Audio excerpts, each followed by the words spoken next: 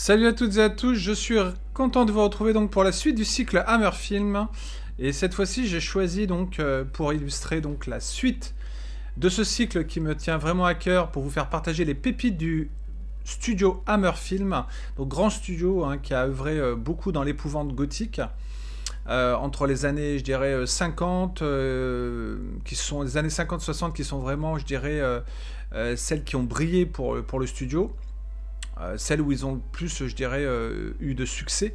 Et puis ensuite, ça s'est terminé fin des années 70. Mais voilà, donc plus de 30 ans, on va dire, de films incroyables, en fait, de films très variés, dans l'épouvante, dans le thriller, dans le film policier aussi parfois. Il y a vraiment tout un tas de genres qui a été abordé. Bon, bien sûr, avec vraiment je dirais,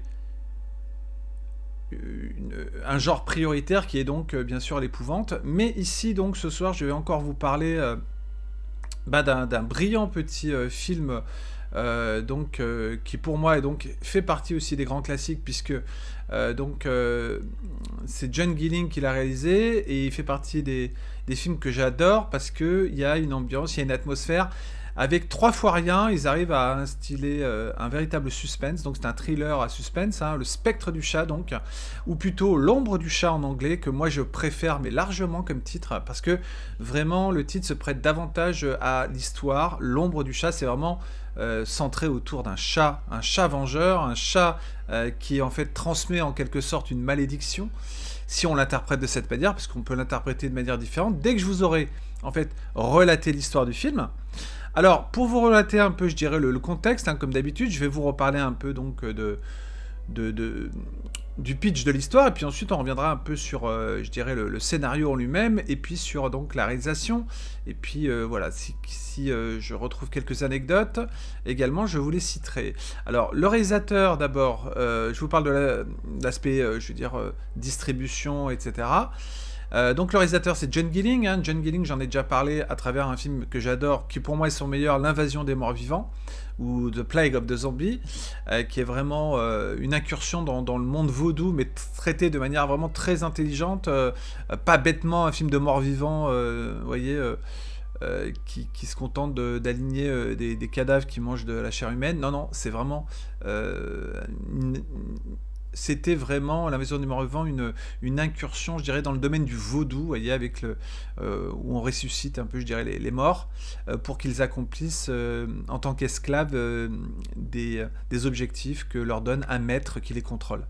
Alors, donc John Gilling a œuvré également sur d'autres films. Donc Le Spectre du chat, c'est son premier film pour la Hammer, ça je tenais à le préciser, c'est très important. John Gilling, donc c'est un réalisateur qui a quand même compté dans le studio de la Hammer Film. C'est un réalisateur qui a fait 4 films en tout pour la Hammer, et dont un film sur lequel je reviendrai sûrement, qui s'appelle un autre film de momie qui s'appelle Dans les griffes de la momie, mais surtout La femme reptile, qui est vraiment aussi un de ses meilleurs films. Et mon préféré, bien sûr, reste L'Invasion des morts vivants, pour le studio Hammer de ce réalisateur. Mais Le Spectre du chat vient tout de suite après L'Invasion des morts vivants, pour moi en tout cas. Donc Le Spectre du chat, ça nous raconte l'histoire, c'est pas très compliqué en fait, c'est l'histoire donc d'une vieille dame qui est très riche, Louise Venable, donc qui est assassinée par son époux, donc avec avec je vais y arriver, avec la collaboration de 2 domestiques, donc en vue de s'accaparer bien sûr l'héritage de la vieille dame. Donc seul témoin du forfait, c'est Tabata, donc le chat adoré, ou plutôt la chatte adorée de Louise, que le trio infernal donc est bien décidé d'oxyre le plus rapidement possible. Mais ce sera bien plus coriace que prévu, parce que le chat a plus d'un tour dans son sac. Et surtout, il est très intelligent, et en plus, il a comme, je dirais, une aura maléfique. Et bien sûr, on pourrait se dire pourquoi le mari et les 2 domestiques veulent s'en prendre au chat. Parce que justement, ils vont croire à un moment donné, vu qu'ils sont en train de sombrer quelque part dans la folie, que c'est à cause du chat que ça se déroule, c'est à cause du chat de la dame, que la dame se serait peut-être réincarnée dans le chat, etc. Ça, on peut l'imaginer. Ils se posent pas vraiment la question, mais en tout cas ils savent que ils pensent que le chat de la dame donc a une influence, parce qu'il y a des choses qui se passe pas comme prévu après la mort de la vieille dame pour l'héritage. Donc ils commencent à se suspecter les uns les autres sur qui veut hériter de l'argent, etc. Donc voilà, histoire rondement menée, on va dire. Hein, c'est un film d'1h20, hein, c'est carré, c'est précis. Alors attendez, je vais vous mettre quand même, donc bien sûr, un peu pour l'ambiance, toutes les images. Voilà. Donc le spectre du chat dans John Gilling, moi ce que j'aime beaucoup dans ce film, c'est bien sûr l'atmosphère. Alors on est presque dans du gothique encore une fois, sauf que là on est plus dans un thriller à suspense donc, mais l'élément gothique apparaît du fait que ça se déroule dans un manoir. On est à l'époque victorienne aussi, donc il y a un mélange entre aussi donc l'époque vraiment anglaise victorienne.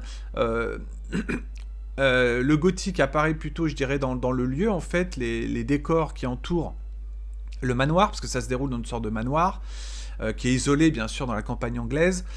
Donc il y a vraiment une atmosphère tout de suite, un noir et blanc magnifique, hein, qui pour moi vraiment confère au film vraiment toute sa saveur, toute sa particularité, parce qu'on travaille beaucoup sur les clairs-obscurs dans la photo qui est magnifique. Hein. Je crois que c'est Freddy Francis, un des grands réalisateurs aussi, qui a travaillé pour Amicus et la Hammer, et sur lequel, avant la fin de ce cycle, donc je reviendrai, puisque je vais vous parler en tout, hein, je vous le dis, de 30 films. Hein. Là, on en est au 16e, donc il en reste encore pas mal. Bon, je peux pas parler des 200 films et quelques de la Hammer quand même, parce que là, j'ai pas fini, j'en ai jusqu'au mois de juin. Mais donc, je vais revenir bien sûr sur les films les plus importants. Donc, Le Spectre du chat, moi, ce qui me plaît beaucoup, encore une fois, c'est que c'est une histoire simple, donc une histoire de vengeance, en fait, à travers les yeux d'un chat. Ce chat, en fait, est vraiment très bien dirigé, parce qu'à chaque fois qu'il apparaît, on a vraiment l'impression qu'il joue vraiment l'un des personnages clés. Il joue le personnage clé, puisque c'est à travers lui, à travers ses yeux, à travers son ombre aussi. C'est pour ça que j'adore le titre justement anglais, The Shadow of the Cat, l'ombre du chat, qui justifie tout à fait le fait que, en fait, il apparaît presque fantomatique, le chat. C'est comme une ombre, en fait, qui est là pour punir les coupables de cet assassinat, et qui va donc être toujours, quasiment de tous les plans, à chaque fois, donc, les protagonistes, quand les protagonistes auteurs de l'assassinat sont dans les scènes, le chat n'est jamais très loin, et ce chat donc a comme une sorte d'influence. On pourrait imaginer que donc c'est je pense que le titre français justifie le spectre du chat, parce que on imagine que c'est peut-être justement l'incarnation spectrale qui s'est réincarnée dans le chat de la vieille dame, qui sait, pour accomplir sa vengeance. Ça, c'est pas clairement expliqué, on n'a pas besoin de le savoir, mais ce qui compte, c'est vraiment d'imposer, je dirais d'imprégner un suspense à l'histoire qui est vraiment efficace. Moi, je trouve qu'encore une fois, c'est très bien joué. Alors, je reviens sur la distribution. Vous avez André Morel, qui était dans Le Chien des Baskerville, qui était dans un autre film de John Gilling, L'Invasion des morts vivants, mon préféré. Et puis, vous avez Barbara Shelley, qui était dans, bien sûr, un film très connu, mais pas de la Hammer, Le Village des damnés, qui a fait pas mal de films aussi pour la Hammer, comme Rasputin, le moine fou, avec Christopher Lee, ou encore, bien sûr, le superbe Les monstres de l'espace, de Roy Howard Baker. Et 2-3 autres films dont je n'ai plus le titre en tête. Mais voilà, donc Barbara Shelley, très belle actrice aussi, qui vraiment représente toute l'incarnation de toutes ces grandes actrices qui ont tourné pour la Hammer et qui ont vraiment un côté séduisant, qui savent vraiment transmettre je veux dire, la personnalité justement de tel ou tel personnage. Et c'est pour ça que je dis que les castings sont vraiment toujours très minutieusement choisis.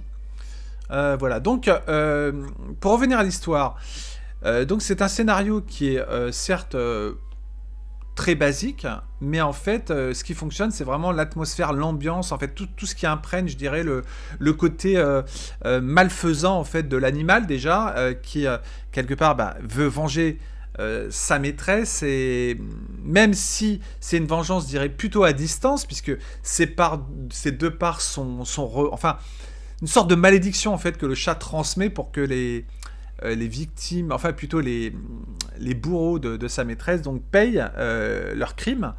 Et donc voilà, à travers les yeux du chat, donc il y a vraiment ce côté peut-être malédiction qui se transmet pour faire payer donc cet assassinat de sa maîtresse. Et la seule personne que le chat, je dirais, sur lequel le chat ne jette pas un regard accusateur, vengeur, c'est Barbara Shelley, qui est donc la nièce de la dame qui se fait assassiner au début, et donc qui, elle, je dirais, n'est pas dans le complot, hein, dans le complot d'avoir donc voulu hériter de sa fortune. Et quand on voit ici les images, vous voyez, le chat apparaît vraiment dans des plans très travaillés, avec vraiment... là, ici, on essaie de, vous voyez, de s'en débarrasser, parce que quelque part, ce chat donc rend fou, je dirais, un peu les domestiques, hein, ceux qui ont collaboré à l'assassinat. Et donc, ils essaient de le tuer, mais ça va pas être facile. Et puis, le chat a plus d'un tour dans son sac. Il arrive toujours à se sortir, je dirais, des situations où on pourrait l'oxyre, justement.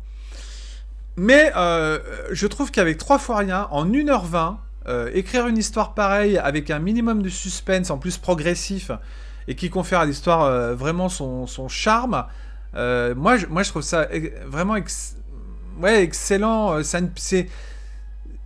Pour moi, c'est encore une fois un film qui se démarque et qui fait partie de ces grands classiques, parce que la Hammer Film, c'est aussi, je dirais, des thrillers, mais en même temps ici avec un petit élément fantastique, hein. On se dit donc que c'est sûrement, je dirais, le chat qui peut-être agit à travers sa maîtresse, ou plutôt le fantôme de sa maîtresse. Le chat, il est un peu représenté, je dirais, dans l'élément fantastique par le fait qu'il est comme parfois fantomatique, un peu comme une ombre, hein, justement, comme le dit le titre anglais, l'ombre du chat. Voilà, et tout ça, c'est brillamment retranscrit. On est vraiment sur un superbe noir et blanc. Donc aussi, la photo très soignée, les cadrages magnifiques, cette lumière aussi, je dirais, dans les intérieurs qui est sublime. D'autant plus que le film a été restauré dans une superbe copie. Qui est sorti en DVD, je ne sais plus chez quel éditeur. Voilà, il faudra que vous vérifiez par vous-même.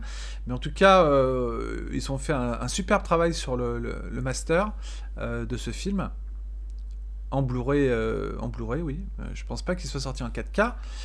Mais en tout cas, moi, je ne saurais que trop vous le conseiller, évidemment, puisque c'est quand même, ben voilà, encore une fois, preuve de savoir à travers différents genres abordant, je dirais, toujours alors ici le thriller, mais à connotation fantastique, puisque on est quand même dans une ambiance, je dirais, qui côtoie le fantastique.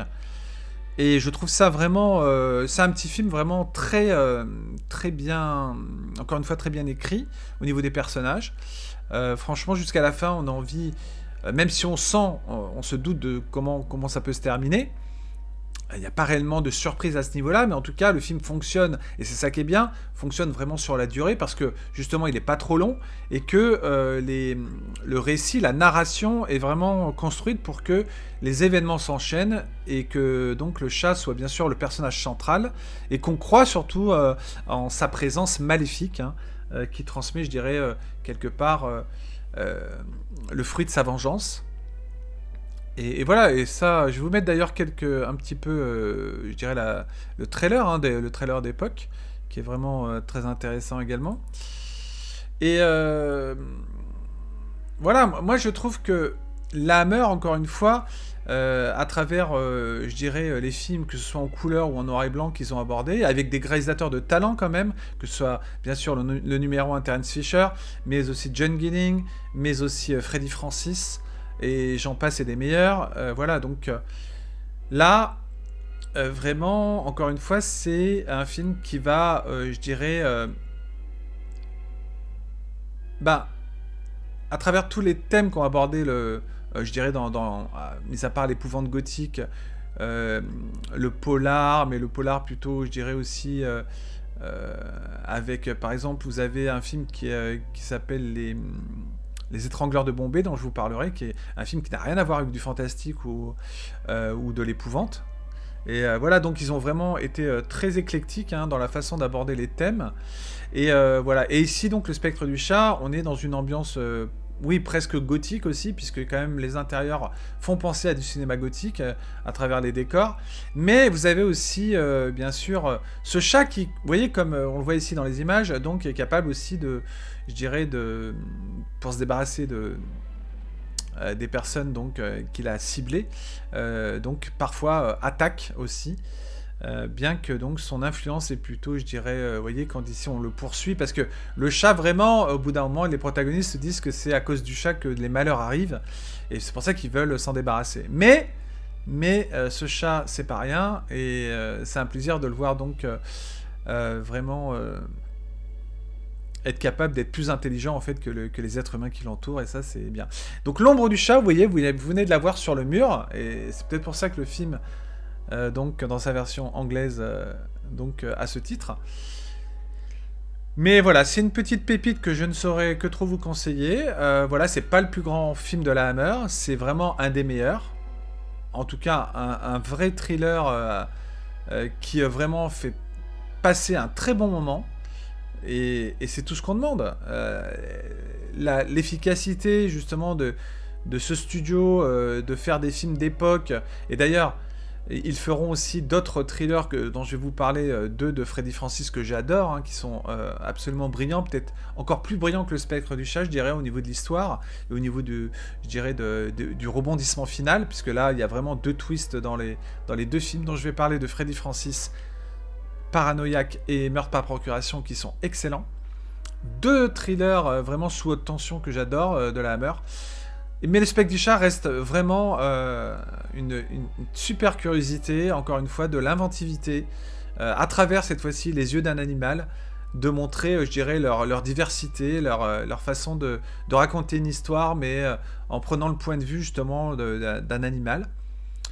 Qui transmet, je dirais, bah voilà, cette malédiction, cette vengeance en fait, pour que la mémoire de sa maîtresse soit, je dirais, honorée, rétablie, quoi, comme il se doit. Alors voilà, donc écoutez, je vous dis merci de m'avoir écouté encore une fois pour ce cycle donc, qui continue et qui se terminera donc sur le 30e et dernier film du cycle, puisque je vais en traiter en tout, je me suis arrêté à 30 films. Donc il y a encore beaucoup à faire. Vous voyez, il y a encore 14 films dont je vais vous parler. Et croyez-moi, il y a encore de sacrées pépites. Mais je vous l'ai dit, il n'y a pas un seul film pour les studios Hammer qui est mauvais. Alors, de ceux que j'ai vus en tout cas, il y en a que j'ai pas encore vu, parce qu'il y en a tellement que j'ai pas tout découvert. Mais de ceux que j'ai pu voir, je dirais qu'il n'y a pas un seul film qui pour moi est médiocre, nul. J'irai jamais jusque là. Il y a toujours, même dans le film le plus mineur, il y a quand même toujours un soin apporté à l'esthétique du film, à la réalisation, donc, et aussi à la direction d'acteurs. Voilà, donc il y a des films beaucoup plus, je dirais, allez, il y en a peut-être qui sont quelques-uns qui sont moyens, moins bons. C'est pas des grands classiques, mais ils sont regardables. C'est pour dire qu'il n'y a aucun film mauvais à la mer, en tout cas de tous ceux que je connais. Et d'ailleurs, j'ai pu m'entretenir avec des personnes qui ont vu beaucoup de films de la Hammer, qui me disaient qu'il y a vraiment peu de films mauvais dans ce studio. C'est ça qui est fabuleux. Contrairement à Amicus, où il y a des films vraiment qui sont vraiment limites. Alors que Amicus, le rival de la Hammer, a fait d'excellents films aussi, hein, en termes d'épouvante gothique, et pas que. Ils ont fait vraiment des vraies pépites. Et d'ailleurs, je vous ferai un cycle Amicus également, comme pour la Hammer, parce que c'est un studio aussi que je trouve important de l'époque, qui, bien sûr, je dirais pour moi, a voulu imiter les pas de la Hammer à sa manière. D'ailleurs, il y a beaucoup de films de Amicus qui ressemblent quand même à des films de la Hammer, hein, ça c'est clair et net. Mais il y a la marque de fabrique Hammer qui n'est pas dans le studio Amicus, mais Amicus, c'est quand même un studio aussi qui a fait des très bons films d'épouvante. Moi, il y en a certains que j'adore. D'ailleurs, beaucoup d'acteurs de la Hammer tourneront pour le studio Amicus comme les plus connus.